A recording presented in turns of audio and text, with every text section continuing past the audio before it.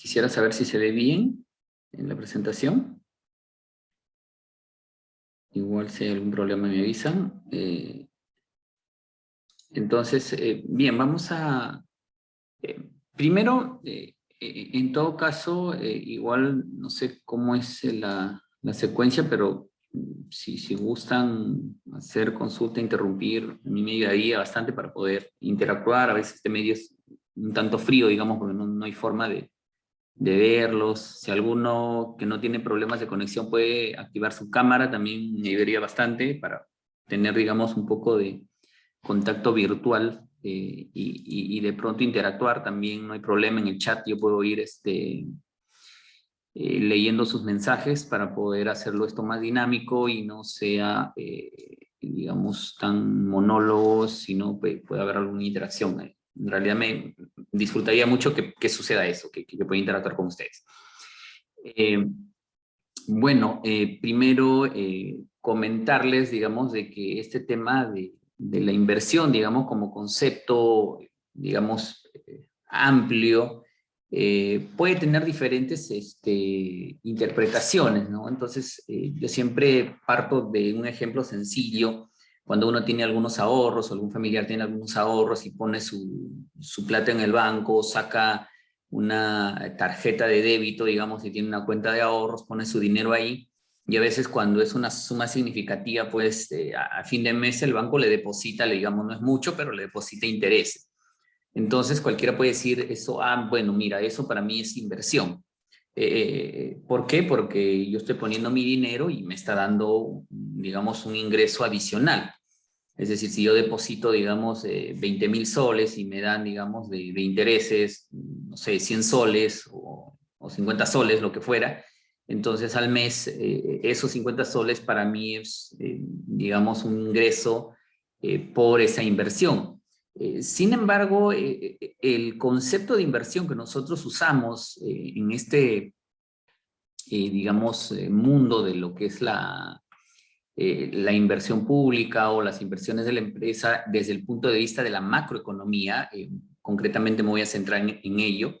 La macroeconomía no ve, digamos, que estas generaciones de ingresos puedan catalogar de inversión.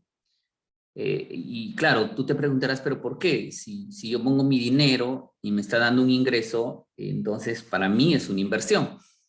Pero la macroeconomía no lo lee como una, en este caso, una inversión.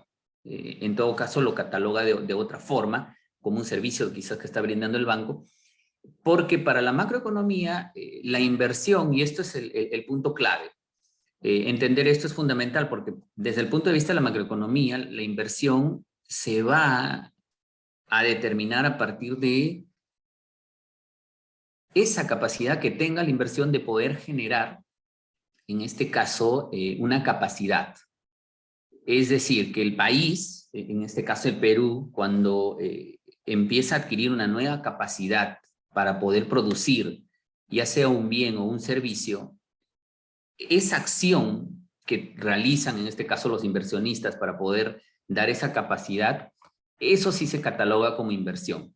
Entonces, claro, cuando hay una persona, digamos un emprendedor que pone un pequeño restaurante, un pequeño, en este caso, negocio, y claro, compra maquinaria, compra equipos, en este caso, entonces, en ese momento es que se produce una inversión, porque le está dando al país una capacidad para producir un bien o un servicio. En el caso del ejemplo del restaurante, entonces, en ese momento que inauguran el restaurante, se ha hecho una inversión, se ha comprado equipos, se ha comprado cocinas, se ha comprado mesas, mobiliario, se ha implementado todo, y ese gasto es por inversión porque lo que produce es una capacidad. Ahora el país va a poder producir más platos de comida al día que cuando no existía ese nuevo restaurante. Entonces, la inversión te sirve para eso. Y entonces, pero profesor, ¿solo sirve, digamos, para crear nueva capacidad productora? No, también te sirve para recuperar capacidad productora. Entonces, en el ejemplo del restaurante, digamos, si tú tienes un restaurante que por A o B se ha deteriorado, la cocina se ha malogrado, algún equipo, entonces tú haces una nueva inversión para recuperar tu capacidad productora de bienes y servicios. Entonces, el efecto de que tiene la inversión en general como concepto, ya sea inversión pública o privada desde el punto de vista de la macroeconomía, es que le pueda al país permitir una capacidad para producir bienes y servicios. Entonces, ese es el punto de partida fundamental, porque a partir de ese concepto nosotros vamos a poder desagregarlo y entenderlo mejor, porque ya vamos a saber a qué nos referimos. Entonces, la idea es que todos ahorita entendamos eso de punto de partida, tengamos esa comprensión. Entonces, si a cualquiera de ustedes yo le pregunto, ¿qué es inversión? Entonces, inversión la vamos a entender desde el punto de vista de la macroeconomía como todo el flujo que se genera, es decir, es un flujo, o sea, es un gasto de un flujo, en este caso que se genera, pero que el uso de ese flujo, el uso de ese dinero le va a dar la categoría de inversión o no. Es decir, si yo uso mi plata para poner al banco, ese uso que hago de ese dinero no la hace inversión. Pero si yo uso mi dinero para comprarme equipos, para comprarme máquinas, para poner una fábrica, eso sí califica de inversión. Ese gasto, ese flujo hecho en un periodo, sí califica de inversión. Y obviamente lo que califica como inversión es cuando ya está, digamos, la capacidad instalada. O sea, a la mitad, digamos que hay, a la mitad de la inversión tampoco es contabilizada porque todavía no tiene la capacidad. Es cuando ya terminas, digamos, de inaugurar, en este caso la fábrica o cualquier otra actividad económica que requiera, digamos, estos procesos. Entonces, dicho esto, en esa secuencia de ideas, otra cosa que quería comentarles en esta charla que me parece importante es, a partir de ese concepto de inversión, lo que sigue, ¿qué es? Lo que sigue es, en buena cuenta, ¿por qué el país necesita invertir? O sea, ¿por qué es importante? ¿Por qué, digamos, este esfuerzo o esta promoción, digamos, que se hace a nivel, digamos, de la literatura y en este caso que todos los países tratan de promover inversiones? O sea, tratan que la gente ponga su dinero, no lo ponga en el banco, sino le dé un uso de inversión, es decir, que genere capacidad productiva. ¿Y por qué eso es favorable? Bueno, hay una explicación bastante sencilla y sencillísima de entender, es de que obviamente si yo pongo mayores cantidades de fábricas, voy a tener mayor capacidad de producir bienes y servicios. Y si hay mayor cantidad de bienes y servicios en un país, el bienestar va a aumentar. Porque es distinto, digamos, si tú tienes, por ejemplo, una fábrica, no sé, voy a irme a un ejemplo simple, que produces, digamos, 1000 panes al día, puedes disponer de 1000 panes al día para alimentar a las personas, ¿no? Porque a fin de cuentas es para eso sirve, digamos, y dar ese tipo de bienestar. Entonces, ¿qué pasa si de la noche a la mañana tú haces una gran inversión en tecnología y en vez de producir, digamos, 1000 panes al día con los mismos recursos, puedes producir 2000 panes al día? Entonces, claramente se ve que pasas de 1000 a 2000 panes al día, lo cual significa que ya no voy a tener un pan por persona seguramente, sino ahora van a tener dos. O sea, hay disponibilidad de mayor cantidad de bienes y servicios. Y eso que permite también va asociado al crecimiento poblacional. Obviamente, si es que hay más población que va creciendo constantemente, hay más bocas que alimentar. Estoy hablando en sencillo, definitivamente. Los temas técnicos seguramente son otros, pero para entender y transmitir, digamos, la idea. ¿Por qué es importante la inversión? ¿Por qué es importante que haya, digamos, el uso de estos recursos en incrementar o recuperar la capacidad productora de bienes y servicios? Entonces, en buena cuenta, sabemos qué es inversión, sabemos por qué es importante y podemos entrar de pronto a ver algunos aspectos. De pronto acá me ayuda algunas indicadores, digamos, algunos conceptos. Ya empezamos a ver, digamos, que la inversión va a tener una relación directa con el crecimiento económico y por ende con el bienestar de la gente que vive en un país. O sea, por eso es importante. O sea, no es, seguramente también hay un fin lícito, obviamente, de que el que emprende, el emprendedor quiere hacer dinero, hacer fortuna, pero a la par que hace eso, va, digamos, a proveer, a satisfacer necesidades que van a dar mayor bienestar, en este caso. Entonces, nosotros empezamos invirtiendo, en este caso, haciendo inversiones, y en este caso, vamos a separar acá lo que es, en concreto, la inversión ya, digamos, dividiéndola. La inversión privada, pura y dura, con la inversión pública. Y ahí, digamos, lo importante conocer es, en este caso, en países, digamos, de que siguen, en este caso, pues la ortodoxia de la literatura, y ahora, digamos, que hay mucha discusión en el Estado, digamos, o en el país, digamos, del modelo de Estado que queremos. En este caso, ya la literatura y muchos estudios demuestran pues que siempre ha habido una discusión, digamos, en los países, estoy entrando a otro tema, un paréntesis en realidad, de quiénes deberían hacer las cosas. O sea, deberían ser los privados, es decir, todas las personas de manera individual, las que hagan las cosas en libertad, o en este caso, el Estado es el que debe hacerlo todo. Entonces, creo que ahí el consenso y digamos que ya en la literatura se ha demostrado que por tema de eficiencia, que es este segundo concepto, hay, digamos, cosas que es más eficiente que los haga el Estado, para eso hay estados, y en otras situaciones es más eficiente que lo haga los privados, o sea, digamos, la manera, digamos, individual. Y entonces, bueno, voy a ir a un extremo, ¿no? Imaginemos, pues, de que el Estado peruano quiere garantizar que cada persona tenga al día un pan, que tenga un pan en su mesa, así, literalmente, que tenga el pan que te llega a la mesa, y para eso decide el Estado, en este caso, poner panaderías en todos los lados administrados por el Estado. Entonces, claro, tú te preguntarás, ¿qué hace el Estado haciendo panaderías, ¿no? Cuando eso ya funciona, eso es eficiente, digamos, en el sentido de que hay gente que se dedica, es eficiente, lo hace y satisface, digamos, la necesidad de la población. Entonces, en ese extremo no hay, digamos, necesidades de poder, digamos, decir que el Estado deba encargarse de eso. Sin embargo, hay otro ejemplo extremo del otro lado, digamos, y si pudiéramos decir, digamos, ¿qué pasaría, por ejemplo, si en este caso nosotros entramos en guerra? Es un ejemplo extremo, ¿no? Entramos en guerra, digamos, le declaramos la guerra a Chile, le declaramos la guerra a, caso hipotético, obviamente, ¿no? O nos amenazan o ellos nos declaran la guerra, no lo sé. Y entonces, todos decimos, ah, mira, pues hay que especializarnos y hay que defendernos nosotros mismos como privados. O sea, entonces, no sé, armaríamos un ejército privado y trataríamos de defendernos y posiblemente eso va a ser ineficiente.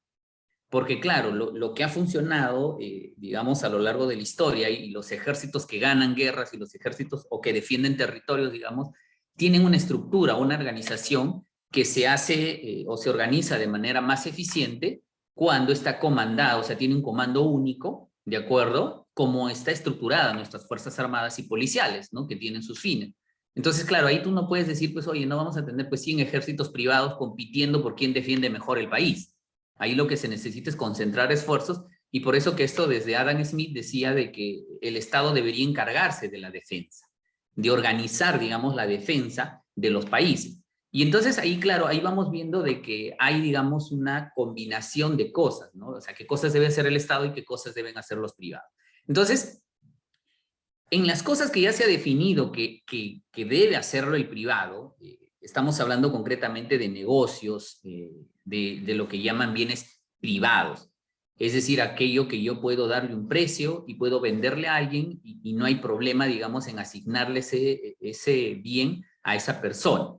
Entonces, el ejemplo de la panadería funciona muy bien, el ejemplo de las gaseosas funciona muy bien, y cualquier otro tipo de negocio que tú puedas ver, entonces vas viendo de que son bienes privados puros, es decir, que no resisten el mínimo análisis de que el Estado debería estar haciendo eso, por muy prioritario que sea.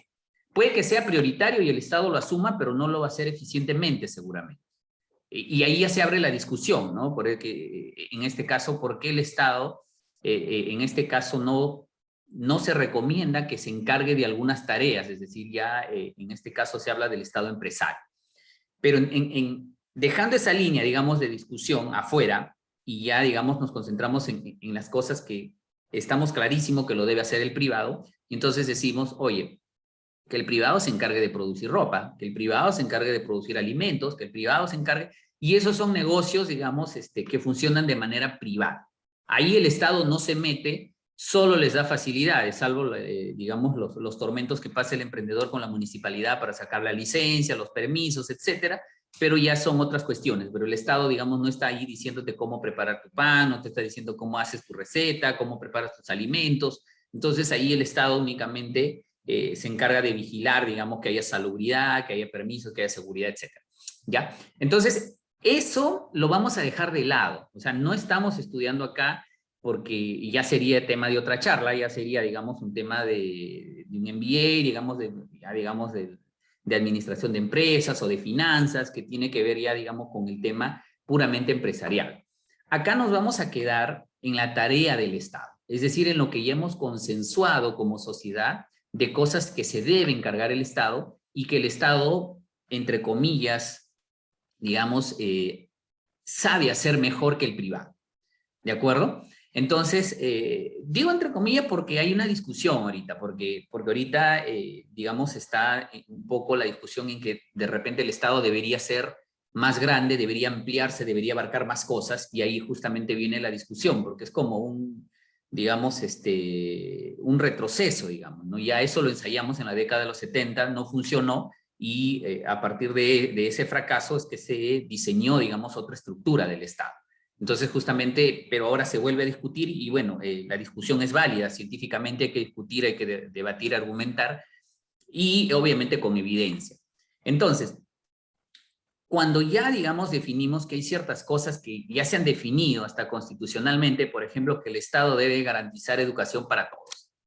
Y por lo tanto, a pesar, por ejemplo, ahí hay un ejemplo de que el Estado, digamos, ha permitido que haya escuelas privadas, a pesar de que hay muy buenas escuelas privadas, digamos, en este caso, el Estado no ha renunciado a ese rol de dar gratuitamente la educación, ¿de acuerdo? Y entonces ahí viene el tema de que, oye, eso que necesito yo para poder dotar una capacidad productora de servicios, ¿de acuerdo? Eso es tarea del Estado, en temas de educación, en temas de salud y otros que vamos a ir comentando seguro más adelante. Pero ya, en esas tareas que el Estado ha decidido hacer, también se genera capacidad de producción. Cuando yo pongo un colegio, yo digo este colegio es para 1000 alumnos, ya estoy viendo de que genera una capacidad de productora de servicios, es decir, es capaz de formar a 1000 alumnos. Entonces, si yo inauguro un nuevo colegio, también digo, ya, este colegio va a ser de 2000 alumnos. Entonces voy teniendo mi stock de capital con una capacidad productora de servicios que definitivamente mejora la eficiencia, digamos, en términos de desempeño económico, ¿de acuerdo? Y entonces nosotros vamos a tener esa infraestructura pública, ¿no? Esa dotación de capacidad productora de bienes y servicios que al final de cuentas va a redundar en una mayor productividad y por lo tanto un crecimiento económico. Claro, pero ¿cómo se ve esto? De hecho, si tú pones un colegio, la gente va a estar, las personas vamos a estar más educados, vamos a ser más capaces, por lo tanto, vamos a ser más productivos y vamos a contribuir al crecimiento económico. Por cualquier ejemplo que lo veas, ¿no? Si el Estado pone una carretera, obviamente va a haber una carretera, va a haber más eficiencia en el transporte, los viajes van a durar menos, va a haber mayor productividad y por lo tanto va a haber crecimiento económico o posibilidad de crecimiento económico. Entonces, la inversión tiene ese efecto, digamos, en este sentido. Y obviamente, esto es como, le puede pasar a cualquiera. Franklin me dijo, bueno, esto es, tu público va a ser básicamente jóvenes y por eso me entusiasma bastante la charla, porque, digamos, cuando uno es joven, a veces, digamos, bueno, la gran mayoría, no sé, el público, pero a veces, bueno, empezamos jóvenes, empezamos sin nada y empezamos a formarnos, empezamos a trabajar, empezamos nosotros mismos a acumular, digamos, este recurso, ¿no? Entonces, se van a dar cuenta de que conforme pase su vida, digamos, van a tener el primer trabajo, van a ganar, entonces ya alguno priorizará, se comprará el departamento, la casa, se comprará el auto, digamos, va a empezar a acumular stock, o sea, capacidad, digamos, de producir, digamos, ¿no? Entonces, pero a medida que tú vas acumulando, tus necesidades de inversión también se van disminuyendo. Entonces podemos entender pues que en este caso las inversiones, digamos, en países avanzados, si se dan cuenta, va disminuyendo. O sea, las necesidades, digamos, que ellos tienen es menos como porcentaje, digamos, ¿no? Acá ves, por ejemplo, esto es la inversión como porcentaje del PBI, la inversión pública, la inversión privada, ambas juegan, ¿verdad? Y se dan cuenta que el total de inversión está acá. Pero acá distingan un patrón, que esa es otra idea fuerza que yo quiero que ustedes se lleven de esta charla.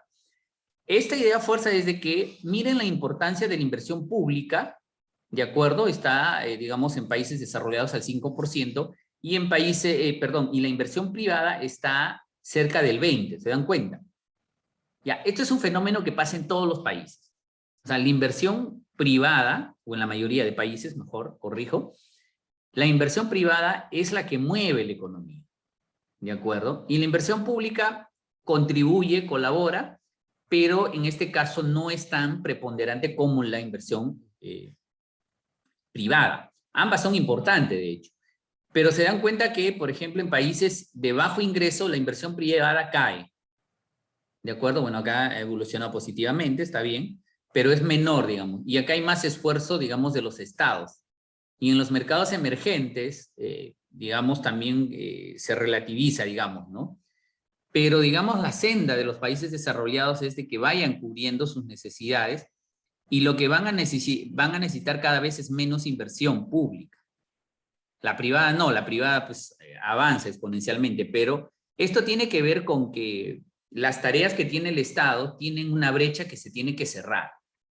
Entonces, por ejemplo, si el Estado quiere dar mejor educación a todos, va a poder instalar una capacidad, pero al momento lo va a tener que cerrar. O sea, tiene que cerrar esa brecha. Y los colegios que tenga que construir o reconstruir ya son pocos. Entonces la necesidad de inversión cae. Es decir, oye, si te compras tu casa, pues no vas a comprar casa todos los días, digamos, ¿no? Ya con una, ya, si eres más pudiente, dices, ya, pues mi casa en la ciudad, mi casa de playa y mi casa de campo. Ya las demás casas tendrán que ser, pues, ya de inversiones, ¿no? O sea, ¿para qué tendrías tantas casas, digamos, ¿no? Igual le sucede a un país, o sea, cuando ya cierra su stock de inversión necesario para su crecimiento, ya se cierra su brecha en esos términos. Entonces, veamos ahí este tema importante, ¿no? Acá tenemos, por ejemplo, la evolución en el caso peruano. Esto ha seguido una tendencia, digamos, similar. La inversión pública es menos, la inversión privada es más digamos, mayoritaria. Y a partir de la década de los 90, pues, ha habido, digamos, una explosión de inversión privada, que eso es justamente lo que te da, digamos, en buena cuenta, digamos, el clima de inversiones que puede tener tu país, ¿no? Obviamente tú vas a invertir, si tú eres emprendedor vas a invertir pues porque tienes la esperanza, o en todo caso has analizado de que hay una probabilidad alta de que te va a ir bien. Pero si esa, digamos, perspectiva o ese anhelo que tienes para que los negocios te vayan bien se ve perturbada, no vas a invertir, ¿no? En todo caso es una decisión no racional de tu parte. Y entonces acá los países en buena cuenta lo que hacen es esforzarse en desarrollar, digamos, un marco regulatorio para que los climas de inversiones se puedan desarrollar. Y esto ya depende, digamos, de muchas variables, y entramos a un concepto de gobernanza de la infraestructura. Es decir, no solo es poner la escuela, ¿de acuerdo? Porque, claro, una escuela, o el mejor ejemplo creo en este caso es la carretera. O sea, ¿qué pasa si yo hago esfuerzos como país en poner una carretera, pero que no le hago reinversiones para poder, en este caso, mantenerla? O sea, claro, está muy bonita un año, ya, bueno, se alarga, digamos, 2 años, pero después de los 2 años ya empieza a tener baches, huecos. Entonces, eso es lo que se quiere evitar, y ahí se llama gobernanza de la infraestructura. Es decir, que los estados deben organizarse para poder, en este caso, manejar, en este caso, la infraestructura que tiene. Y entonces, la pregunta ahí viene, si ustedes fueran, digamos, en este caso, los que tienen que decidir hacer, digamos, garantizar, digamos, que hay infraestructura pública, ¿de acuerdo? El Estado, digamos, o los estados modernos, ya tienen en este caso algunas fórmulas para poder intervenir. Es algo como, si yo quiero irme a la universidad, digamos, puedo tomar el micro o puedo tomar el taxi, ¿no? Y ahora en este caso como opciones esas dos, o tomo el taxi colectivo, digamos, una tercera alternativa. O sea, yo igual voy y llego a la universidad, pero digamos, la opción que tome va a ser distinta en diferentes aspectos. O sea, si yo decido ir, digamos, en el micro, y el micro va lleno, no voy a ir tan cómodo, ¿de acuerdo? Claro, va a ser barato, porque el pasaje, digamos, en micro cuesta mucho menos, pero no va a ir cómodo, me va a tomar más tiempo. Entonces, pero tiene, digamos, sus ventajas y desventajas, como toda cosa. Si tomo el taxi, digamos, colectivo, igual de repente me voy medio incómodo porque bueno, suben varios, pues ahí, y vamos apretaditos ahí. Pero claro, puedo llegar más rápido, me va a costar un poquito más, ¿no? Y la tercera opción, claro, me va a costar más caro. Un taxi, digamos, donde voy solo, todo cómodo, claro, pero la comodidad y el tiempo de repente te va a costar un poco. Entonces, de esa forma, el Estado tiene distintos modelos o distintas formas de proveer infraestructura. Entonces, imagínate pues que tú eres, no sé, una alta autoridad del gobierno y tienes, digamos, la tarea de proveer algún tipo de infraestructura. A mí me gusta mucho hablar de educación, es un tema importante y me parece que requiere, digamos, jóvenes entusiastas que puedan innovar la prestación de servicios educativos, porque el mundo está yendo por otra ruta y nosotros aún estamos rezagados. Entonces va a requerir mucho de inversión, pero yo diría inversión innovadora. El otro día estábamos hablando con un colega de Concitec para ver, digamos, cómo se incorpora estos temas de ciencia y tecnología en los proyectos, porque necesitamos innovación. Y entonces, yo tengo, por ejemplo, digamos, reto, y asumes tú una responsabilidad y dices, oye, quiero mejorar la educación inicial. Y entonces dices, ah, ya, voy a hacer un colegio moderno, tipo, digamos, la infraestructura que tiene Google, ¿no? De que, digamos, que a los niños, pues, les inspire creatividad, y quiero llevar otro modelo formativo, digamos, estamos soñando. Y entonces, tú dirías, bueno, ¿cómo lo puedo hacer? Tú preguntas a tus técnicos y te dicen, bueno, si quieres hacer eso, claro, tú podrías hacerlo, digamos, por una provisión directa, que le llaman, lo que comúnmente hablamos de administración directa. ¿Y qué significa? Por ejemplo, si eres un municipio, es que vayas y veas en tu planilla, ¿no? Y digas, a ver, ¿cuántos ingenieros civiles hay? ¿Cuántos arquitectos? ¿Cuántos especialistas que pueden diseñar el proyecto, formularlo y por lo tanto también ejecutar la obra y hacer toda la infraestructura? Esa es una modalidad, esa es una forma y se usa. ¿De acuerdo? No hay ningún problema, no está prohibido. O sea, las municipalidades pueden directamente ellos hacer todo y proveer, digamos, la infraestructura que necesitan.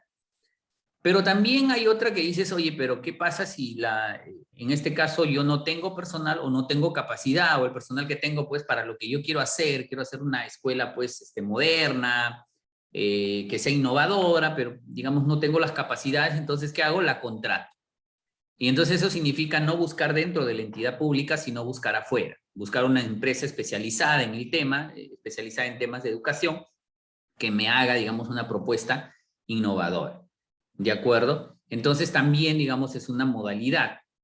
Y ahí viene también la otra modalidad que existe, que acá está en la tercera, que es empresas de propiedad estatal. O sea, bueno, en este caso no aplica para el tema de educación, pero sí, por ejemplo, nosotros tenemos empresas estatales que proveen agua, por ejemplo, Sedapal es una empresa grande, digamos, que provee de agua, y en este caso es de propiedad estatal. Pero también podría yo optar, y ahí viene ya el tema de cómo involucro a los privados, digamos, en la prestación de los servicios. ¿De acuerdo? Y entonces aquí aparece, digamos, por lo que quería, digamos, en todo caso, cuando me dieron las indicaciones de la charla, me pidieron que haga énfasis en esta parte. Es decir, nosotros hemos visto, de nuevo, inversión como concepto, que es, digamos, son los flujos que me permiten crear o recuperar la capacidad productora de bienes y servicios. Y ahí hemos visto que esa capacidad puede ser en bienes privados, donde se encargan los privados, concretamente las empresas privadas, los emprendedores, ahí producen ropa, producen alimentos, y ahí el Estado no se mete. Pero hay otro tipo de bienes que le llamamos bienes públicos, donde sí se justifica que el Estado intervenga, porque el Estado lo puede hacer de manera más eficiente, ¿de acuerdo? En este caso. Entonces, el concepto es ese, ¿de acuerdo? Pero cuando ya el Estado tiene que hacer algo, ya tiene que decidirlo bajo qué modalidades están permitidas. Y ahí podemos distinguir, digamos, en este caso, ya, digamos, más conceptuales que existen, pero yo diría que hay dos formas, ¿no? O la haces tú mismo, de acuerdo, con tu propio personal, o lo haces con terceros. Entonces, claro, si tú vas a hacer una obra pública, digamos, vas a construir un colegio con tu propio personal, o sea, tienes que tener ingenieros, tienes que tener, digamos, en este caso, pues, trabajadores, operarios que te ayuden en el proceso de construcción. Y eso es lo que comúnmente se llama, pues, administración directa, ¿de acuerdo? Que es la provisión directa. Y la otra modalidad es pidiendo, digamos, apoyo de los privados, o sea, de externos a la entidad que tú contratas. Pero en ese grupo, digamos, en este caso, hay bastantes modalidades de tú contratar al privado para que lo haga, ¿de acuerdo? Es como, te podría decir, en términos simples, ¿no? Cuando tú vas cuando tú tomas, digamos, el micro de avión, el micro de avión, ¿no? Que estoy hablando, el micro, en transporte público, te subes y pagas tu, ¿no? Y a veces ni boleto te dan. Ya, pero ese es un contrato, por ejemplo, una modalidad de contrato. ¿De acuerdo? Pero ya cuando te vas a una empresa formal, quieres viajar, hacer un viaje interprovincial, te vas y compras tu boleto, ¿no? Y te dan un boleto. Entonces ya es un poquito más formal el contrato. Pero hay cosas ya que tienes que tú firmar un contrato con varias cláusulas que te van a decir cuál es el acuerdo, ¿no? En este caso. Ya. Luis Carpio, por ejemplo, nos está consultando, gracias Luis por la pregunta, si una municipalidad compra los insumos para realizar una obra y el contrato puede ser de locación de servicios. Bueno, ahora con la ley que dio el último congreso que se fue, en realidad, Luis, ahí ahorita todas las entidades están en ese dilema, ¿no? Porque les han prohibido contratar, digamos, personal para actividades permanentes. ¿De acuerdo? Y actividad permanente es algo que hace de manera regular. O sea, ponte una persona, una secretaria, digamos, o en este caso un ingeniero que atiende de manera permanente las licencias en un municipio, obviamente no podría ya según la ley ser un locador de servicios. Pero el tema de la inversión sí está para interpretar porque la inversión es puntual y temporal, ¿de acuerdo? O sea, en un proyecto de inversión, dentro de como inversión pública, sí, en este caso, hasta donde tenemos entendido, bajo esa denominación, digamos, de que no es una actividad permanente, yo puedo, como tú dices, contratar personal asociado a una obra pública que ayude, digamos, ¿no? Pero esa es la forma de administración directa, ¿no? Ahí vas a tener que hacer un plan de trabajo y ahí poner cuánto te va a costar, pero obviamente no es que vas a contratar a todos, se supone que solo contratas a los que te faltan, porque para hacer administración directa es porque la entidad tiene capacidad para hacerlo. De hecho, le puede faltar algún insumo o alguna personal y a eso sí lo puede contratar, pero digamos no la totalidad, digamos, ¿no? Pero en su defecto igual podría darse la figura. Entonces, volviendo al tema, entonces, de nuevo reforzando las ideas. Yo como Estado puedo hacerlo de manera directa, lo cual ya en este caso se está dejando de hacer. Es decir, el Estado lo que se está convirtiendo es en un gran administrador de contratos, ¿de acuerdo? Porque ya no hace las tareas de manera directa. O sea, sobre todo en Lima, por ejemplo, el que te recoge la basura, digamos, en Lima, generalmente son empresas privadas, pero que el Estado le paga y tienen un contrato, ¿de acuerdo? Entonces el Estado, para proveer y entregar infraestructura, también ha diseñado, digamos, contratos, pero esos tipos de contratos van a ser distintos dependiendo de la modalidad que tú quieres hacer. Entonces, por ejemplo, si yo quiero construir el colegio, ¿de acuerdo? Y solo quiero que me construyan la obra, es decir, me hagan las 10 aulas que yo necesito, entonces ahí yo utilizo lo que llamamos la ley de contrataciones del Estado, ¿de acuerdo? Que te permite hacer una obra pública, te permite hacer un concurso, contratas una empresa, firmas contrato, ejecuta la obra, le pagas y ya está tu colegio, ¿de acuerdo? Y hay otra nueva modalidad que es la llamada asociaciones público-privadas, o las llamadas, digamos, asociaciones público-privadas, que ya son modelos de concesiones. Ahí la figura cambia, porque ya el interés del Estado no es que solo le construyan la obra, sino de que también le ayuden al Estado a operar y mantener. En el ejemplo anterior, de acuerdo, en este caso el Estado únicamente le pedía al privado que le construya la obra. Y como pregunta Marco Antonio nos dice, claro, si no cumple su cronograma, no cumple su contrato, bueno, hay penalidades. O sea, eso se rige de acuerdo al contrato, ¿no? Frente a incumplimientos, penalidades, sanciones, a veces hay tampoco, digamos, los privados aceptan así nomás porque la entidad dice que incumpliste, ¿no? A veces entran en arbitrajes y a veces los arbitrajes, pues, por lo general el Estado pierde, casi nunca tiene la razón el Estado. Entonces, de hecho, eso se rige bajo un contrato, ¿de acuerdo? Pero en este caso el contrato es limitado exclusivamente para hacer la obra. Eso es ley de contrataciones del Estado. Y si tú como alcalde dices, oye, pero mira, yo quiero garantizar realmente que se preste un nuevo modelo educativo, que en este caso pues que la operación y mantenimiento esté garantizada, y entonces ahí ya vienen los esquemas de asociación público-privada. Porque el esquema de asociación público-privada, la gran diferencia es de que no solo lo vas a contratar para que te haga el colegio, sino en el contrato también vas a pedir de que te ayude a operar y mantener. ¿De acuerdo? Es decir, en este caso, de un colegio, recién se están haciendo las primeras APPs en asociaciones público-privadas en colegios, pero el modelo es ese, de que el privado viene y te construye la obra, pero también te ayuda a operar y mantener. ¿De acuerdo? En una carretera el ejemplo es más sencillo, digamos, ¿no? Porque, claro, en una carretera lo que te dice el Estado es, yo quiero que, por ejemplo, si te dice el Estado, yo quiero que solo construyas la carretera. Allá, esa es ley de contrataciones, licitación pública, se construye la obra y acabó el tema. Pero ¿qué pasa si la entidad te dice, no, mira, yo quiero que no solo construyas la carretera, sino también la operes y mantengas? ¿Ya? Ok, entonces el Estado te dice, ya, eso es una asociación pública o privada bajo un modelo de concesión donde yo te doy la concesión, ¿de acuerdo? Para que tú construyas y en este caso operes y mantengas. Y entonces ahí muchos se preguntarán también, ¿y quién paga todo eso? O sea, ¿cómo se paga?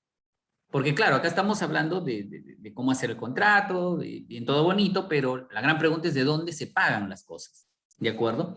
Y con eso, en este caso quiero redondear algunas ideas.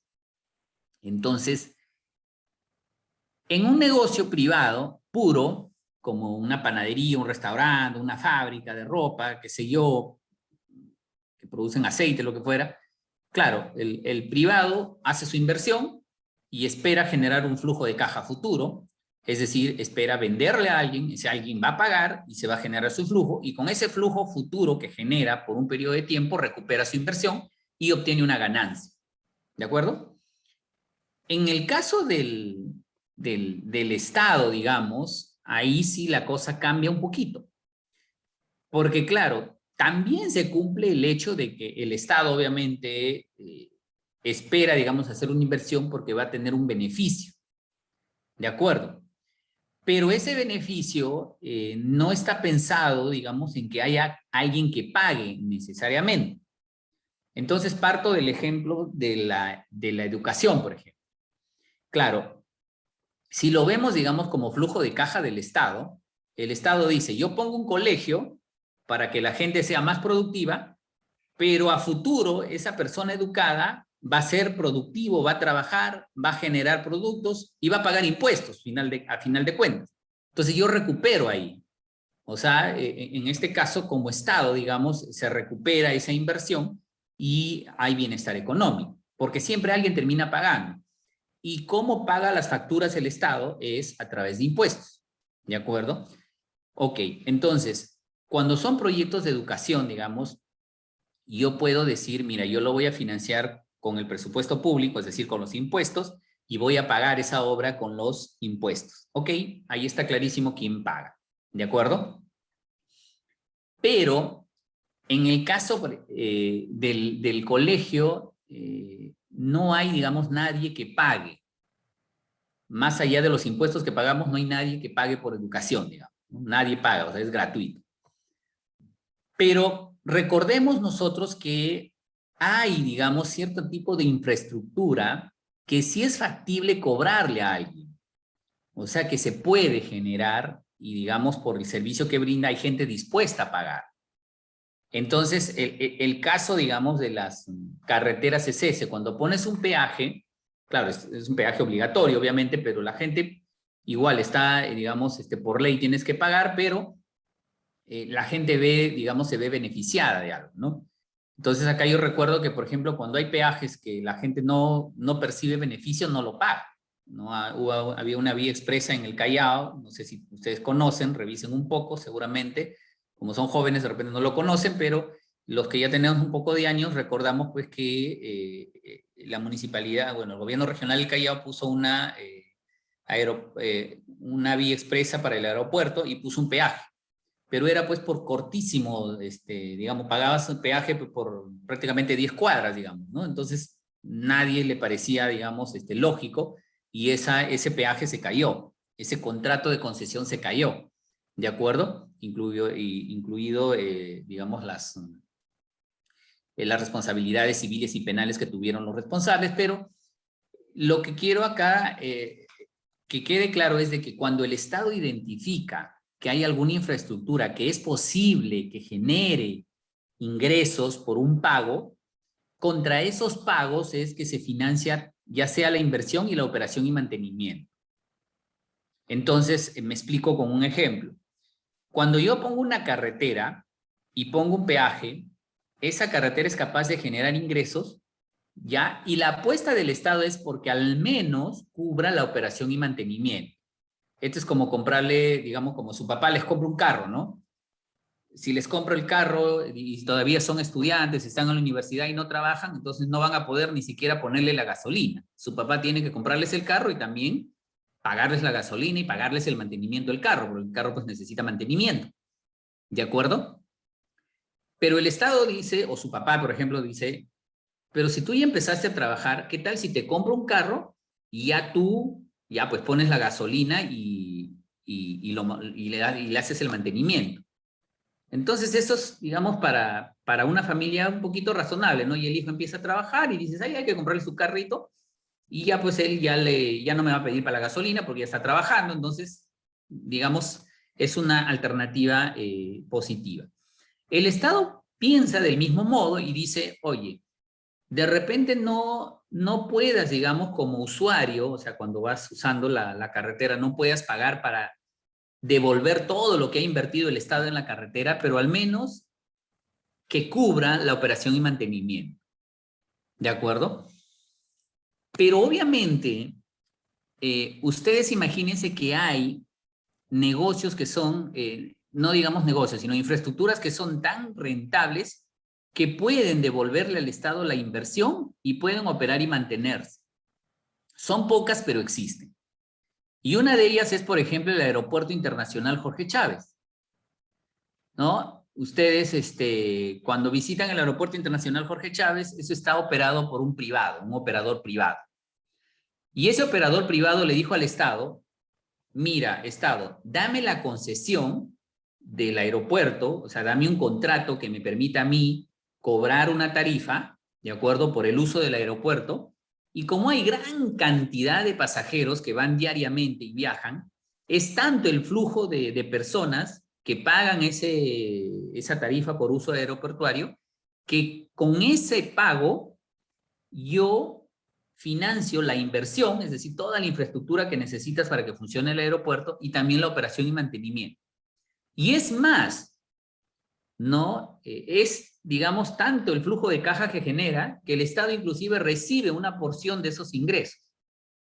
O sea, imagínense que todas las concesiones fueran de ese tipo, ¿no? Imagínense que hubiera, o sea, que todas las concesiones que dan el Estado tuvieran esa naturaleza.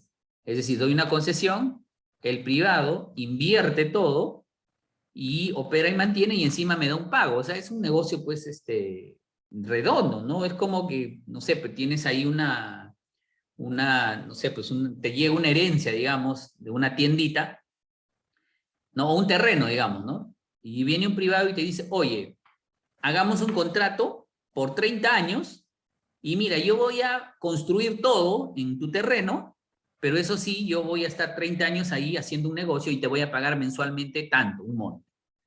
Y tú dices, oye, yo no tengo que pagar nada de la inversión, solo doy mi terreno, no pago nada de la inversión, el privado lo hace todo, pone un negocio, le doy por 30 años, encima me paga mensualmente, ¿de acuerdo? Y entonces, o sea, eso no podría ser no beneficioso, digamos, ¿no? Pero claro, siempre hay alguien que puede decir, ah, pero esa empresa cuando invierte, gasta, inversión, invierte, y opera y mantiene, y va a tener ganancias. ¿Y qué tal si yo lo hago con mi plata? Bueno, si tienes la plata, hazlo, ¿no? Pero no es solo cuestión de tener plata, es también cuestión de saber operar y mantener.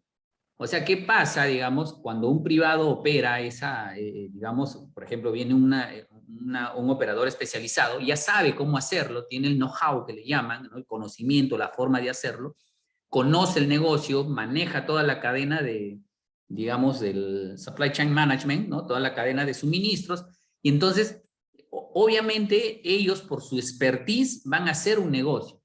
Probablemente si nosotros nos metemos a hacer eso, pues de repente no nos vaya bien, ¿no? Imagínense pues que viene en tu terreno y esta empresa lo que va a hacer es producir, no sé, pues fármacos. No va a ser un laboratorio para producir fármacos. Oye, pues yo soy ingeniero economista, no sé nada de fármacos, de repente no me va bien en ese negocio, de repente no sé hacerlo, y si yo me pongo a hacerlo, de repente en vez de generar ganancias, genero pérdidas. Entonces, en esa situación, el Estado también evalúa y el Estado dice, oye, yo qué sé de administrar aeropuertos, no es mi especialidad, yo prefiero mejor concentrar a los servidores públicos no en hacer, digamos, en operar el aeropuerto, sino más bien en dar una educación de calidad, una salud de calidad. Bueno, de repente se tomó esa decisión en su momento y se evaluó y se dijo, ok, entonces hacemos ese tema. Ahora, de hecho que cuando se hace un contrato, digamos, de este tipo, evidentemente se hacen escenarios, se construyen escenarios y se dan ciertas condiciones, ¿no? Por ejemplo, su compañero Fabricio pregunta, ¿no? Si las APPs o las concesiones están bien hechos los contratos. Bueno, habría que hacer una pregunta más específica y analizar el caso de qué tipo de concesión, ¿no? Porque, de hecho, cuando su compañero Fabricio dice, porque a veces es ventajoso o es más ventajoso para los privados. Bueno, en principio, si no es ventajoso para el privado no va a poner su plata. O sea, es un razonamiento simple. O sea, si tú tienes 5,000 soles, oye, tú vas a invertir tus 5,000 soles cuando no es ventajoso, cuando sabes que no vas a ganar, no lo vas a hacer. O sea, ese es simple. O sea, no es porque el inversionista sea malo o porque quiere empobrecer al país, o a veces se dice tantas cosas, pero lo cierto es que si nosotros estamos en una decisión de inversiones, yo voy a invertir si es ventajoso. Y obviamente como privado vas a buscar la mayor ventaja. Eso sí es definitivo. Pero para eso del otro lado tienes tú al Estado, que también defiende un interés y tiene reguladores.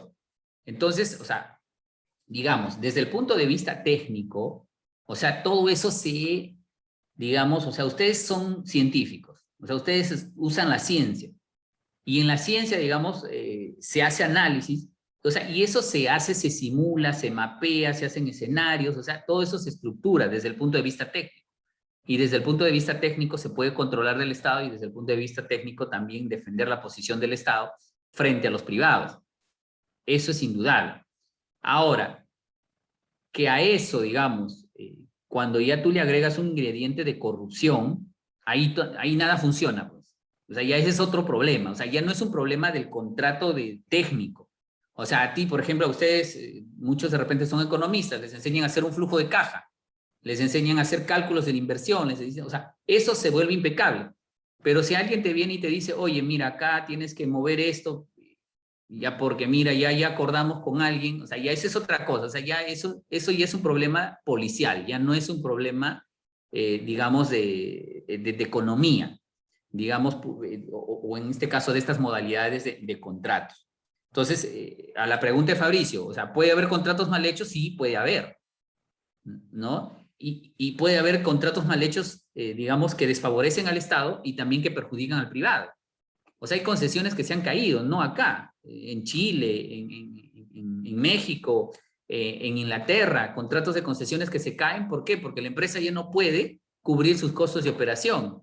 Y obviamente, si una empresa no puede cubrir sus costos, no puede generar rentabilidad, ya su razón de ser desaparece. Porque la razón de ser de una empresa es generar ganancias. El tema es de que esa alianza, por eso se llama asociación público-privada, tiene que en este caso ser establecida, digamos, en los contratos, ¿no? Entonces, esa es la gran diferencia, digamos, en este caso de los temas. Bien, Saumaque señala, ¿no? ¿Por qué se tiene el gas más caro y los servicios de Internet más caro?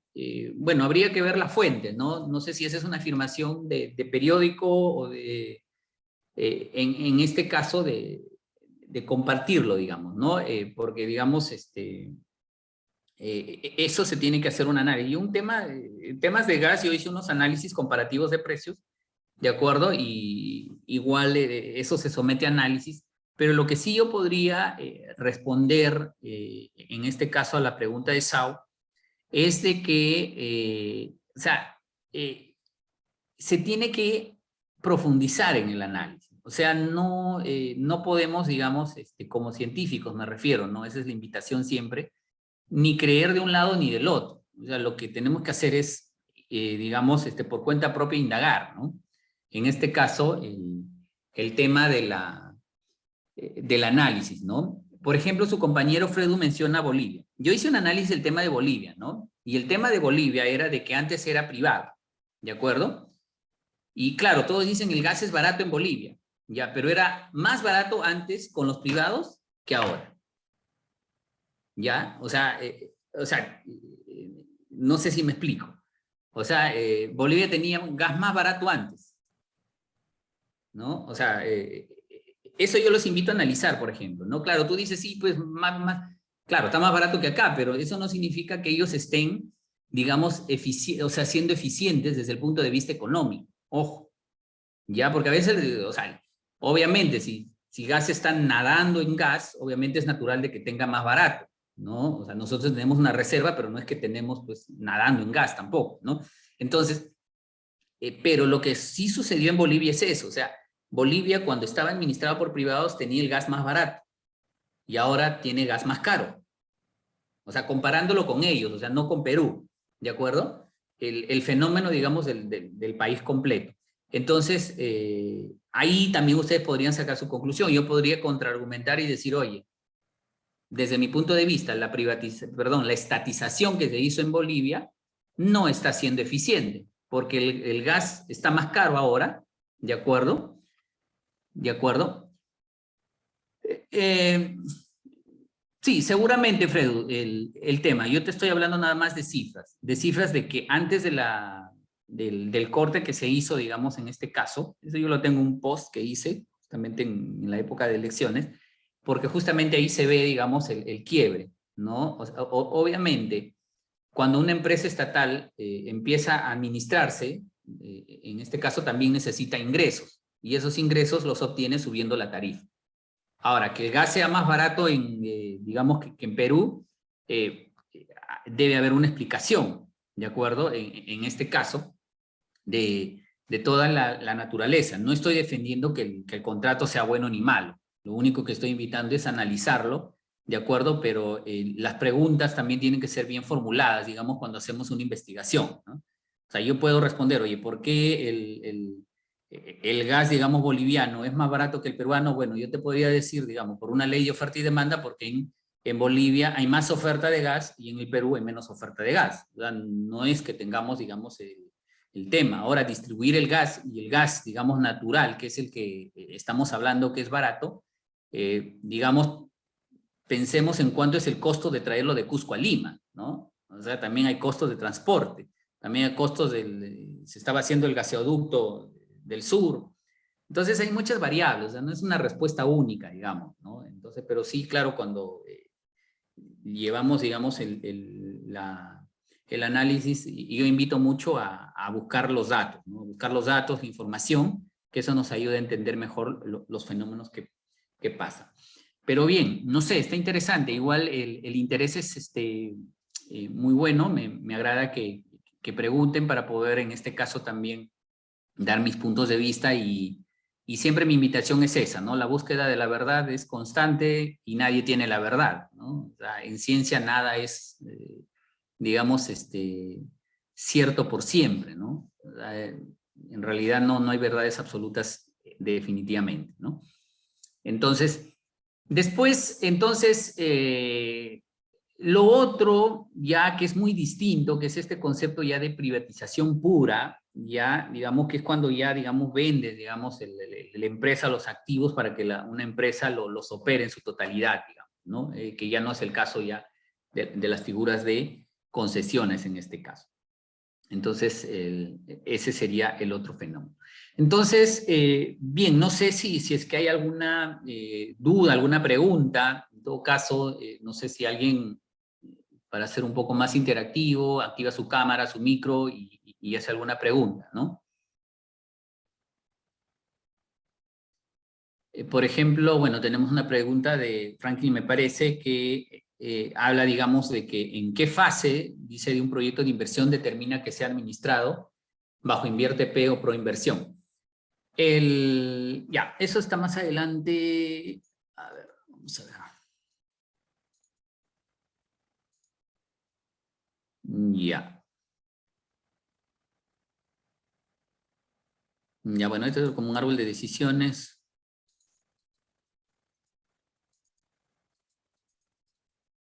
Ya, esto hemos hablado un poquito. Bueno, esto es básico, ¿no? Siempre en una inversión el tema del flujo de caja, tiene que haber suficientes ingresos para que cubran la inversión. Eso es a nivel privado. Esto, antes de responder la pregunta de Franklin, esto es lo que tenemos de brechas. O sea, es decir, si nosotros queremos que todos tengan agua y saneamiento, ¿no? En este caso, la brecha que tenemos es de 2.000 millones de dólares que tenemos que invertir, digamos, para darle agua potable a todo, agua y saneamiento. Y saneamiento es más, ¿no? Es desagüe nada más. O sea, agua y saneamiento es 12.000 millones de dólares que tenemos que invertir para cerrar la brecha que tenemos como infraestructura pública. Entonces acá se ve el tema de prioridades, ¿no? En telecomunicaciones, 27.000 millones. De repente acá está de alguna manera la respuesta de lo que señalaba su compañero, ¿no? ¿Por qué la telefonía? Bueno, en principio es mala, en principio es cara. Bueno, seguramente porque no estamos generando todas las eficiencias necesarias para poder cerrar estas brechas tecnológicas, ¿no? La banda ancha, ¿no? Para banda ancha necesitamos 20.000 millones, ¿de acuerdo? Y entonces, acá viene la pregunta, ¿no? Cuando hablas de 20.000 millones, claro, muchos dicen, empresa estatal, ya, ¿y de dónde vas a sacar los 20.000 millones de soles que tienes? ¿No? Entonces, de repente ahí se explican muchas cosas, ¿no? Porque, claro, uno puede decir cuando ya las cosas están caminando y poder tener una crítica, pero siempre esa crítica tiene que ser científica. Y la ciencia se basa en los datos.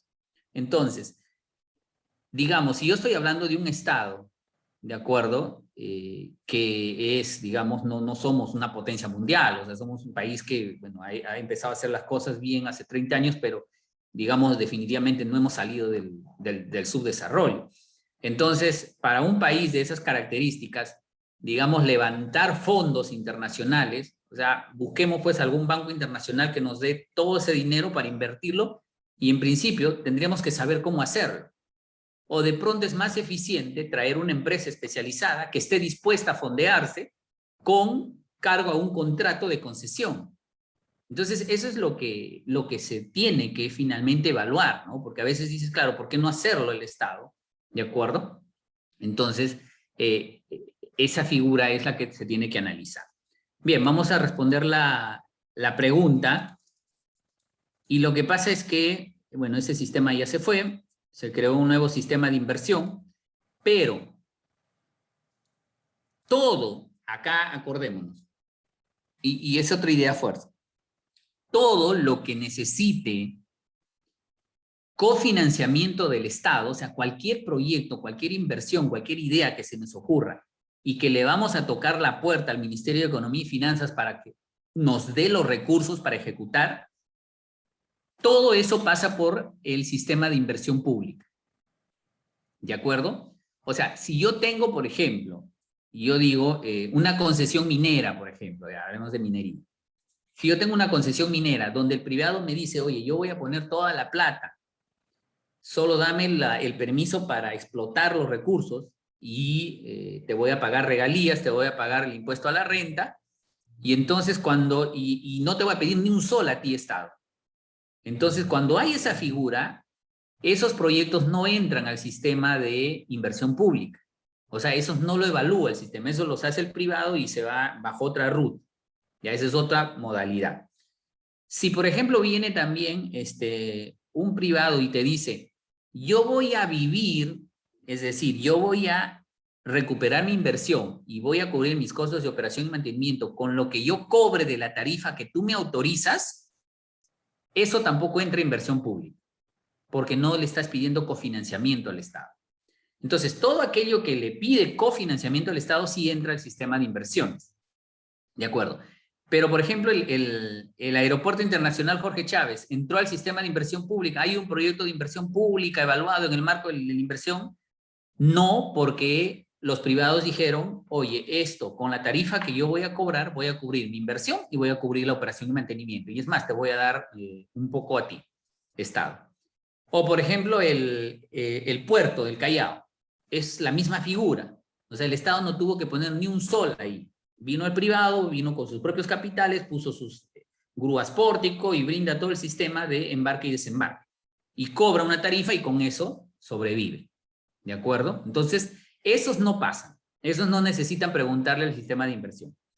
Pero, por ejemplo, si yo tuviera una carretera, digamos, en este caso, que va a sobrevivir con la tarifa, tampoco tendría que pasar por el sistema de inversión. Pero ¿qué sucede? Que esos proyectos, digamos, no, a veces no es suficiente la tarifa y a veces pues la población está dispuesta a pagar una tarifa, pero tampoco pagar pues tanto, digamos, ¿no? Entonces ahí es que cuando no puede el privado con la tarifa que cobra, digamos, cubrir su inversión ni cubrir su operación y mantenimiento, en este caso sí entra a todo este ciclo de inversión pública. Es decir, antes de que el Estado decida cofinanciar la carretera, tiene que demostrarse que esa carretera es socialmente rentable. Es decir, que le conviene a toda la nación tener esa carretera. Porque si nosotros evaluamos el proyecto y decimos, no, este proyecto, pues, tener, no sé, a ver, hagamos un absurdo, digamos, ¿no? Yo quiero, digamos, irme a, no sé, pues, pensemos en algún distrito, no sé si todos conozcan, pues, pero en mi pueblo, por ejemplo, en Selendín, digamos, hay un caserío donde hay, digamos, que está, digamos, a unos 20 minutos, ¿no? Entonces, y tiene, digamos, una población de, no sé, menos de 100 personas, ¿de acuerdo? Ninguna tiene carro, ¿de acuerdo? Y yo quiero, como alcalde, hacer una autopista, es decir, poner un carril de ida, un carril de vuelta, así como estos de la Panamericana Norte, ¿no? Con su división al centro. Entonces, y quiero cobrar una tarifa por eso. O sea, estoy diciendo el absurdo porque, claro, no resiste ninguna racionalidad, digamos, ¿no? O sea, en primer lugar, poner, digamos, una trocha, digamos, carrozable, obviamente que el carro no se quede, digamos, para el tráfico que hay sería suficiente, ¿no? O de otra forma, digamos, en este caso. Entonces, ese proyecto, por ejemplo, no sería rentable desde el punto de vista social. Entonces, simplemente se descarta, digamos, ¿no? Pero si hay un proyecto que es lo suficientemente bueno, digamos, y demuestra su rentabilidad económica, porque hay grandes cantidades de flujo de tráfico, mucha gente que lo va a usar, y a pesar que no está dispuesta a pagar el peaje, entonces el Estado dice, oye, pero da muchos beneficios. Esto va a generar movimiento económico, a la larga me va a generar mayores impuestos, entonces esto es conveniente para todos. Y entonces decide cofinanciar. Si decide cofinanciar, y además darle en concesión, entonces primero tiene que pasar el ciclo de inversión pública. Por eso es que se llaman dos tipos de asociaciones público-privadas, eso viene más adelante, que son dos tipos de asociaciones público-privadas, que es una cuando se puede autofinanciar, cuando no entra el sistema, y la otra es cuando ya tengo yo el caso de la... no, esta se acaba acá. Cuando nosotros tenemos ya el caso de la asociación público-privada, es este gráfico que vamos a mostrarle. Que son los tipos de asociaciones, son las modalidades que tenemos. Bueno, acá hay algunos ejemplos de concesiones, pero es una charla. Ya, estos son los tipos, digamos, ¿no? O sea, hay asociaciones público-privadas que en este caso las genera el Estado, o sea, el Estado se le ocurre hacerlas, pero hay otras que te propone el privado. Entonces, dependiendo de su origen, o es de iniciativa estatal o de iniciativa privada. Y de ahí hay las autofinanciadas, que no pasan por el sistema de inversión pública, el famoso InvierteP ahora, y las que son cofinanciadas, esas sí pasan. Requisito primero que tiene que pasar. Y pasa todo el ciclo. Obviamente ahí hay una coordinación, porque luego esto se lanza al concurso con los privados, pero solo las cofinanciadas pasan por el sistema. Bien, entonces, a ver, repasando las preguntas. En Panamericanos es una nueva modalidad de contrato. Es otra forma de contrato que le llaman gobierno a gobierno.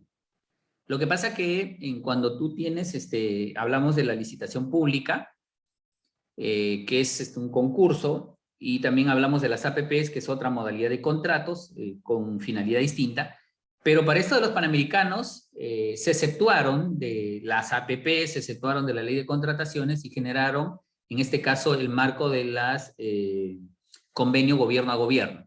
Es decir, ahí no haces concurso, sino directamente dices, oye, ¿qué país está interesado en hacer la infraestructura para Juegos Panamericanos? Y entonces vinieron los ingleses y lo convencieron al Estado, obviamente porque una propuesta mejor que las otras que estuvieron analizando, y se les hace un contrato directo, gobierno a gobierno. Y en este caso, lo innovador es que, en este caso, pues nosotros tenemos ley de contrataciones, pero ya pues Inglaterra está a unos años luz de nosotros, y ellos tienen otras modalidades para contratar en este caso a los constructores. Entonces ahí se habló del PMO, que es el Project Management Office, que es para administrar, y el NEC, que es el New Engineering Contract, un nuevo contrato de ingeniería, donde se premia, digamos, la eficiencia y en costos y la eficiencia. Es decir, tú le dices al privado, ¿no? Si tú me entregas la obra antes del plazo que dijiste, yo te doy una bonificación. ¿De acuerdo? O si tú reduces los costos, obviamente sin afectar la calidad de la obra, ¿no? Y al reducir los costos también te doy una bonificación sobre ello. Entonces, como un incentivo a los privados, como decía su compañero, pero no es ventajoso para el privado, eso sí, pues es ventajoso. Entonces, ¿pero qué genera? Genera eficiencias. Entonces, claro, los ingleses trabajan así, dándole incentivos, dándole ventajas a los privados para que hagan las cosas más eficientemente.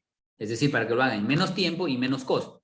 Y esos ahorros en tiempo y costo lo premias y le pagas. Entonces, por eso es que en este caso el Panamericano se hizo de manera tan, digamos, tan eficiente, pero el tema es que es otras reglas de juego. O sea, mientras a los gobiernos locales tú le dices, oye, no, tú haz mediante ley de contrataciones y haz mediante APP si quieres, no, pero quiero hacer un gobierno a gobierno. No, eso es solo para el nacional o para cuando nosotros lo priorizamos. Entonces, es como una modalidad, digamos, sui generis y privilegiada para ciertas cosas, o sea, no es generalizada, ¿no? En este caso. Entonces, esa es la estructura que se utilizó. Eso era la pregunta de Elías. Gracias, Elías, por la pregunta. Gracias por el interés. Estamos acercándonos al final de esta charla, así que vamos a responder las preguntas. ¿Existe alguna conexión entre InvierteP y Proinversión o son dos sistemas administrativos diferentes? Ya. Bueno, si quieres hablar de, digamos, de institucionalidad, los dos le pertenecen al MEF. O sea, el MEF es el ente rector, el Ministerio de Economía y Finanzas es el ente rector de la inversión pública y de la promoción de la participación de la inversión privada. ¿De acuerdo? O sea, ambas son para proveer infraestructura, pero como hemos visto en algunas es, digamos, bajo contratos diferentes. Entonces, ambos son controlados por el MEF, ¿de acuerdo? Entonces el MEF tiene una dirección general que ve todo lo que es inversión pública, que es lo del Invierte, y tiene una agencia especializada que es Proinversión, digamos, para ver todo lo que son asociaciones público-privadas. Pero como sistemas, son dos sistemas distintos, que en el único punto que tienen de encuentro es cuando tienen una iniciativa privada cofinanciada. Por ejemplo, si Proinversión está promoviendo una iniciativa estatal autofinanciada, no tiene nada que ver con el InvierteP. O una iniciativa privada autofinanciada tampoco tiene nada que ver con el InvierteP. Solo en el caso que hay encuentro es cuando es una iniciativa privada cofinanciada o una iniciativa estatal cofinanciada. Sucede, por ejemplo, en proyectos de saneamiento. Los proyectos de saneamiento son tan costosos que la tarifa no resiste para recuperar la inversión y la operación y mantenimiento. O los proyectos de carretera. Ahí, por ejemplo, se hacen APPs cofinanciadas. Entonces, primero haces tu estudio de preinversión, demuestras que darle agua a las personas es recontra beneficioso para la sociedad y por lo tanto el Estado tiene que pagar por ello y por eso es que se hace, digamos, en este caso. Entonces, ahí damos la respuesta que nos ha hecho en este caso Franklin también, con la conexión de los sistemas administrativos. Luego, ¿es conveniente crear fideicomisos en las APPs? Los fideicomisos son una forma de garantizar el uso del dinero. Entonces, muchas concesiones salen con fideicomisos, otras no. En realidad es dependiendo de la necesidad. Por ejemplo, a veces tanto la entidad pública evalúa de que es necesario tener, digamos, como que un fondo intangible, entonces lo creas como un fideicomiso que solo tiene un uso específico. Eso se crea, por ejemplo, porque hay riesgos, ¿no? Imagínate que, por ejemplo, de manera obligatoria también para que el Estado cumpla sus compromisos o el privado cumpla sus compromisos. Por ejemplo, un fideicomiso puede ser, de repente, un proyecto de saneamiento en la cual hay temor, digamos, de que la entidad prestadora de servicios de saneamiento, cuando cobra la tarifa, se quede con la tarifa y no la destine para pagar al privado. Entonces, ese es un riesgo. Entonces dicen, no, creemos un fideicomiso, que parte de la tarifa directamente vaya al fideicomiso, o sea, no entre a las cuentas de la empresa prestadora de servicios de agua. Entonces se crea un fideicomiso, es más como un mecanismo para una finalidad específica, ¿no? En realidad, la conveniencia depende del tipo de contrato. O sea, si el contrato lo requiere para garantizar, digamos, ciertas cosas, se usa. Si no, no se usa. O sea, no es obligatorio, ¿no? Más depende de la conveniencia del tipo de proyecto. Ricardo Pillaca. Claro, ahora hablamos bastante de BIM. El BIM también se utilizó, también es una tecnología, digamos, de los países avanzados y lo trajo pues Inglaterra en los Panamericanos. En buena cuenta, no sé si saben algo de ingeniería, pero antes, digamos, cómo los ingenieros hacían sus planos, ¿no? Tenían estas mesas, plano inclinado, ahí extendían sus papeles y empezaban a dibujar, digamos, con precisión, digamos, había un curso de dibujo técnico que le llamaban a los ingenieros antiguos. Si tienen papás, tíos, pregúntenle, ¿no? Antiguos me refiero, ¿no? ¿Y qué lo reemplazó a la mesa y digamos, y a los lápices? ¿Qué lo reemplazó? La tecnología, lo reemplazó el AutoCAD. Entonces todos los planos se hacían, digamos, ahora en la computadora. Entonces el BIM es digamos, es un uso intensivo de la tecnología para hacer modelaciones de infraestructura, pero ya en un entorno virtual. O sea, tú haces la construcción primero en la computadora, en 3, 4D, porque incorporan el tiempo, todo, y todos discuten antes de ir a construirse.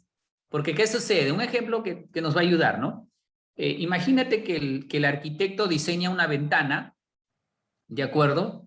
Y viene el ingeniero civil y diseña la columna, porque el arquitecto ve la forma, digamos, la funcionalidad, pero el ingeniero civil tiene que garantizar pues que el edificio no se caiga. Entonces pone columnas, pone estructuras. Entonces, esto es un ejemplo extremo, de hecho, ¿no? Pero, ¿qué pasa si el arquitecto diseña una ventana y el estructural diseña ahí una columna? Entonces parte la ventana en dos y le quita toda la estética que había diseñado el arquitecto. Y nadie se dio cuenta en los planos, porque los planos pues estaban en papel, ¿no? El arquitecto no le contó, etc. Pero si tú ya utilizas la tecnología, esas discrepancias se resuelven en el software. O sea, inclusive hay lentes virtuales, ¿no? Ya interactúan y todo se hace, digamos, en línea, digamos. O sea, a ustedes les ha pasado, ¿no? Y eso, por ejemplo, lo más parecido al BIM, digamos, es, por ejemplo, cuando tú usas el Word del Google. ¿De acuerdo? Claro, antes tú hacías tu archivo, le enviabas a tu compañero, él le agregaba su parte. No, pero ahora en línea tú puedes estar editando el mismo archivo, ¿no? Y hacer trabajo colaborativo. Y ya en el mismo documento, en el mismo archivo, ir actualizando las cosas. Ya. Eso, pero aplicado a hacer planos de ingeniería, hacer planos de construcción, pero no la forma. O sea, ahí se dibuja hasta el tubo, hasta donde pasa la canaleta pues, de luz. Entonces eso genera eficiencias, tiempos y definitivamente es muy bueno. ¿Qué es la inversión de fondo público? Cuando se habla de fondos, de recursos públicos, estás hablando de los impuestos, no es otra cosa. O sea, ahí no hay más vuelta que darle. O sea, ¿cuáles son las fuentes de financiamiento que tiene el Estado? Tus impuestos. O sea, lo que pagamos de impuestos, o sea, todos financiamos al Estado. Entonces, no sé por qué queremos más Estado, porque más Estado significa más impuestos, o sea, porque más grande el Estado es que ellos tienen que administrar más cosas. Entonces, los países tienden a tener estados eficientes, es decir, el tamaño, digamos, óptimo, ¿ya? Y todo lo que entra a las arcas del Estado se le llama o fondo público, o recursos públicos, tesoro público, o sea, tiene varios sinónimos. Y en el tema especializado puedes hacer una diferencia, pero en el fondo es tus impuestos. ¿Cómo relaciones invierte PEI y contrataciones del Estado?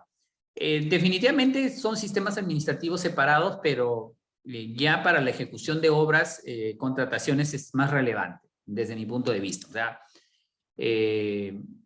cuando tú ya tienes que contratar a la gente o a la empresa especializada, el contratista que te va a hacer la obra, ya es ley de contrataciones del Estado y tiene sus propias reglas y tiene sus propios problemas. Y a mí me parece que cuando hablamos de contrataciones del Estado, solo nos referimos a la ley de contrataciones del Estado, es decir, al OCE, a esta entidad, pero ya hemos visto que hay varias formas de contratar, ¿ya? Entonces, una es la ley de contrataciones, otra es vía APP, que también es un modo de hacer contratos, otra es el gobierno a gobierno, que han utilizado en Panamericanos, otra modalidad de contratos también es hacer convenios con organismos multilaterales, organismos internacionales que también hacen obra. O sea, son distintas formas. El tema es que el más usado sí es la ley de contrataciones, definitivamente, ¿no? Y ahí sí estamos. Eso fue la pregunta de Fredu. Elías nos habla, dice, ¿cómo van los proyectos del PENIC? Plan Nacional, no sé, la jerga no la entiendo, si la aclaras estaría bien, pero PENIC, no sé a cuál de los programas, PENIA, PENIC, hay varios. Si lo aclaras, Elías, de repente te puedo comentar o de pronto no estoy al tanto de eso. ¿Sería eficiente hacer varios proyectos bajo la modalidad? El gobierno anterior, es decir, del expresidente Sagasti, ellos han hecho con Francia para hacer la nueva carretera central. Y sí, como les digo, o sea, lo están utilizando para obras grandes, obras emblemáticas, y de hecho lo que trae, digamos, es tecnología de otros países, pero los críticos, porque siempre hay que escuchar también a los críticos, señalan pues de que prácticamente el Estado ha renunciado a su capacidad de hacer obra pública. O sea, estamos diciendo, oye, no podemos hacer obra pública, necesitamos que otro país lo haga. Entonces muchos dicen hasta que es hasta renunciar a la soberanía, pero yo creo que tenemos que dosificar, digamos. Lo que yo creo es que todas estas buenas experiencias que se están aprendiendo deben trasladarlas a las leyes regulares para que no solo lo use el gobierno nacional, sino lo usen los gobiernos regionales, los gobiernos locales, y todos nos beneficiemos de esta eficiencia, ¿no? Ah, el Plan Nacional de Infraestructura. Ya, y tu pregunta era... Ah, bueno. Claro, esto es más de política pública y de continuidad, y de repente con esta pregunta lo cerramos. De hecho, que yo siempre voy a... y siempre yo soy partícipe digamos, un promotor de la institucionalidad. Y la institucionalidad tiene que ver pues, con tener, digamos, todos los planes institucionalizados y que se deben seguir, porque es una apuesta que hace el Estado, digamos, ¿no? Entonces, mucho se escucha pues que a veces hay una nueva autoridad y desecha todo lo que se vino haciendo. O sea, eso nos hace retroceder más que avanzar. Entonces, si nosotros ya tenemos planes bien diseñados, que en este caso ya están encaminados y están articulados a lo que se busca como país a futuro, o sea, lo que tiene que, digamos, lo natural es que continúe, lo natural es que se siga ejecutando y se siga, en este caso, priorizando. Entonces, para mí los planes son orientadores claro, y siempre como sociedad podemos estar siempre perfeccionando los planes, pero no, ese perfeccionamiento de planes no debe ser, pues, destruir y borrar todo lo avanzado. O sea, no debe ser un borrón y cuenta nueva, ¿no? O sea, decir que todo lo que se hizo es malo, no creo que sea, digamos, científicamente correcto, ¿no? En este caso es analizar sí la continuidad, digamos, de los planes y los proyectos que tiene el país deben continuar, ¿no? O sea, definitivamente que tienen mucho de... Este plan, digamos, fue uno de los primeros esfuerzos, digamos, que hizo priorizar, digamos, cuáles eran las inversiones, inclusive inversiones que ya estaban en camino y estaban financiadas, digamos, porque hablaban del corto plazo, del mediano y el largo plazo. Entonces, obviamente, en el corto plazo yo creo que es continuar lo que ya está iniciado, lo que está avanzado, y obviamente en el mediano y largo plazo sí de repente hacer algún viraje estratégico sobre la discusión y crítica constructiva que se pueda hacer a los planes, ¿no? Entonces, en este caso, eso es importante. Bien, entonces cerramos a ver con Enrique, que me dice, profesor, ¿qué le parece la propuesta de quienes, de que las principales ejecutoras del gobierno nacional, PRONIT, PRONIS, etcétera, pasen a ser administradas por los gobiernos regionales, a referencia del curso? Bien, el tema, creo que hay una frase, ¿no? Y esto es, digamos, que siempre es muy, muy usada, ¿no? Que no importa el gato con tal que case ratones. El tema es que a veces hay gatos que no cazan ratones, ¿no? Entonces, el tema con digamos, con las entidades, en este caso, en algún momento se hicieron, o sea, porque en algún momento teníamos el programa INFES y todo se pasó a los gobiernos regionales, y cuando se pasó a los gobiernos regionales, se vio de que no había una celeridad ni estaba cumpliendo, entonces se generaron estos programas para atender de manera específica, digamos, infraestructura. Lo que sí considero es, por un lado, de que sí o sea, los gobiernos regionales y locales necesitan tener, digamos, no sé cómo llamarlo, digamos, pero es que es múltiple. O sea, podría decir de que deben darle las oportunidades a los gobiernos regionales y locales para que puedan ejecutar, pero también, digamos, darle las capacidades. Es decir, no podemos, o sea, son recursos de todos, o sea, tú tendrías que darle los recursos que lo ejecute al más eficiente, no al que te va a producir ineficiencia.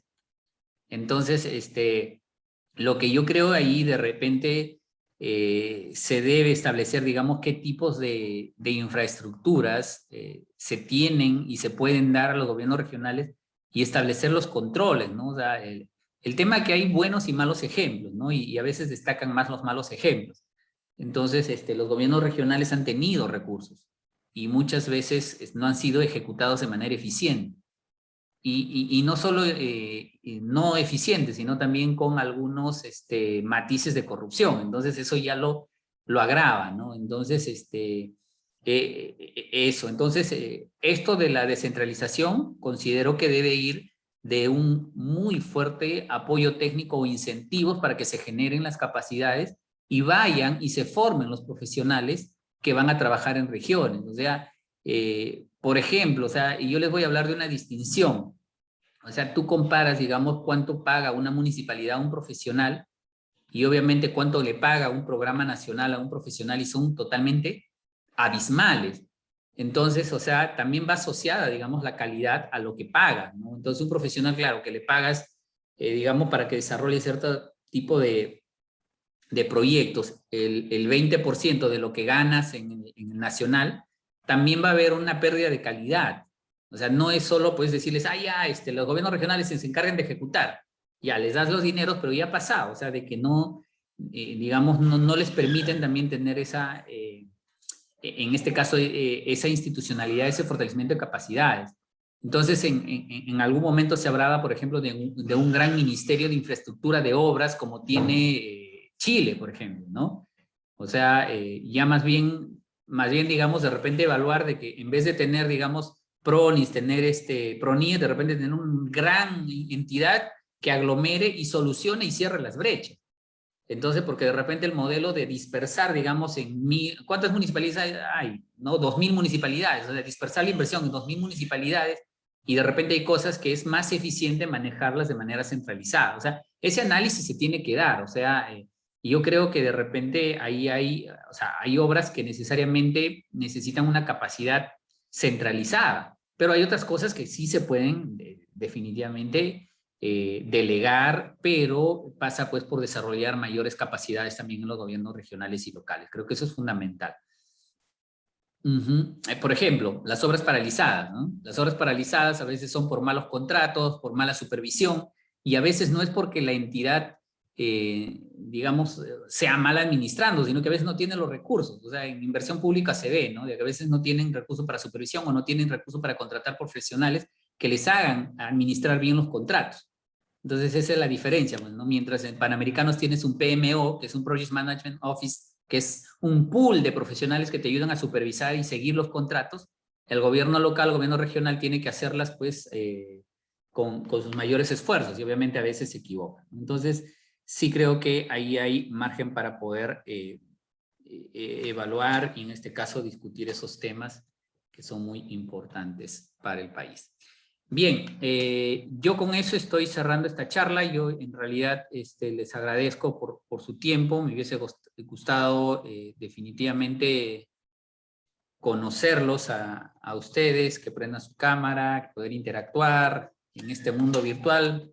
No ha sido posible y habrá oportunidades para hacerlo en este caso. Y no tengo más que decirles, salvo invitarlos a que siempre pues se vayan preparando, no renuncien, digamos, al espíritu científico, eso siempre lo digo, tiene que haber una muy buena defensa de argumentos, pero basado en ciencia, basado en evidencia, y eso se va practicando pues desde su formación, y bueno, desearles todo el éxito del mundo, igual si quieren, digamos, invitarlos de repente a seguirme en alguna de las redes sociales para poder de repente siempre intercambiar ahí ideas que siempre ayuda al país. Bueno, tengo algunas publicaciones que de repente también puedan ir revisando, de repente comentarme, me gustaría mucho. Y bueno, para servirles, ha sido un gusto y un honor poder dirigirme a ustedes y les deseo todo el éxito. Muchas gracias.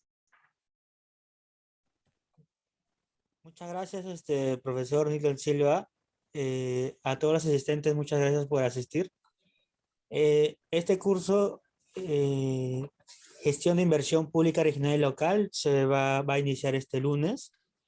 Y el profesor, ingeniero economista de la UNI, profesor Nilton Silva, va a estar a cargo, ¿no? Este es el temario. Son 18 horas, donde en la sesión 1 vamos a ver temas de conceptos de economía, inversión pública. En la sesión 2 vamos a ver las normativas del INVIERTEPEL, La sesión 3 vamos a hablar todos sobre el ciclo del PMI, de la formulación y evaluación, de la ejecución y funcionamiento, y vamos a terminar con algunas inversiones con el sistema de planeamiento, presupuestos y contrataciones para que puedan entender la diferencia. Como les comentaba, el profesor es el ingeniero Nilton Silva Gil. Lo pueden encontrar en Facebook también como Nilton Silva. Sí, es verdad que sube artículos muy interesantes para leer, y yo también les invito personalmente por parte de Edúcate Prejuntores que ojalá puedan tener esa oportunidad de poder leer, ¿no?, sus artículos. También tiene su libro, acá está su libro de inversión pública en el Perú, y lo pueden encontrar en Amazon, me comentaba, ¿no? La inversión, este lunes sí o sí vamos a empezar el 23, y la inversión es de 65 soles, si eres egresado, y si eres pregrado, 60 soles. Nada, ¿no? Igual muchas gracias al profesor por su tiempo, y vamos a ver un poco más allá a partir del lunes, ¿no? Eh, Cualquier duda o cualquier información pueden comunicarse al 937-257-102. Y chicos, muchas gracias por su asistencia.